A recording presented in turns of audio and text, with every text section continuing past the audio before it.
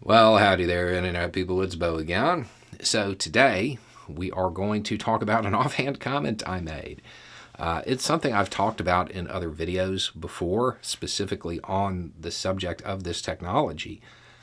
And I've always expressed it as something that I was concerned with. This is the first time that I can actually foresee this conversation taking place in the Pentagon.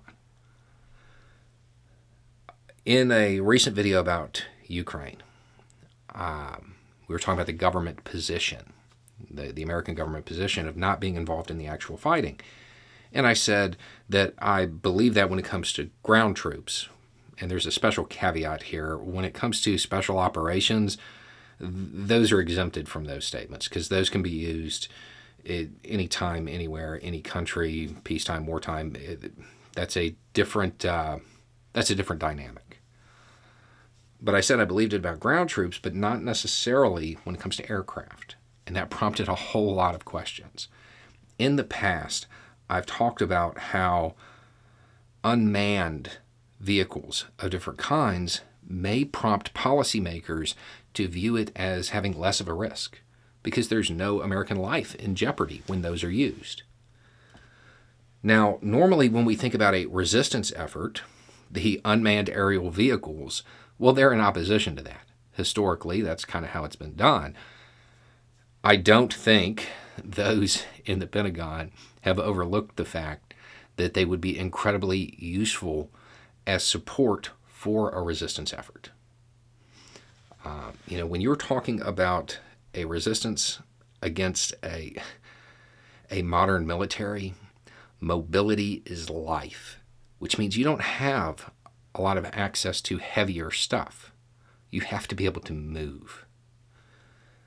So that means that you're short when it comes to heavy fire support, stuff that could be provided by an unmanned aerial vehicle.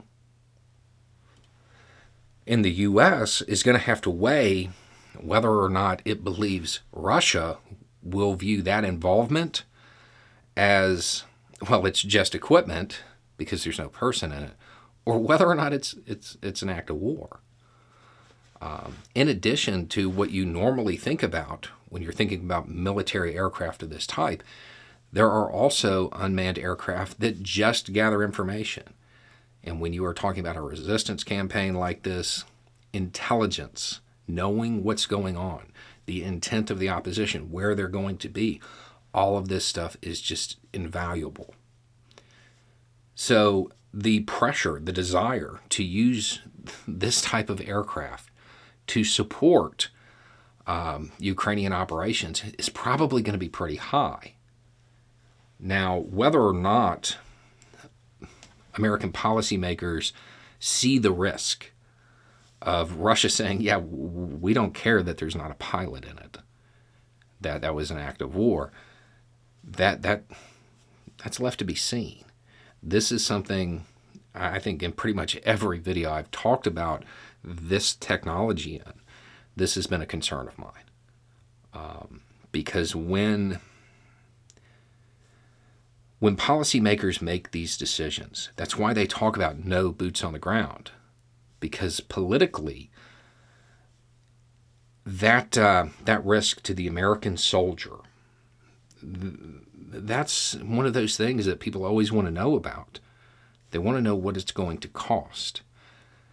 And when you're talking about aircraft that are being piloted by people who are in a relatively safe place, that risk isn't really there. So it may not enter into the equation the way it should. In this case, you're talking about another world power that has a lot of capability. They may not view that as just equipment. They may view it as a more overt act. And as we have the dogs that get developed, or the yaks, this conversation, it's going to take place again and again. Where is that line? And are we going to allow the advanced technologies that are coming online when it comes to this type of stuff? Are we going to allow that to shift the way we look at war? And will it make policymakers more likely to engage in armed confrontation if there aren't human lives at stake? I don't know what the Biden administration is going to do in this regard. No clue.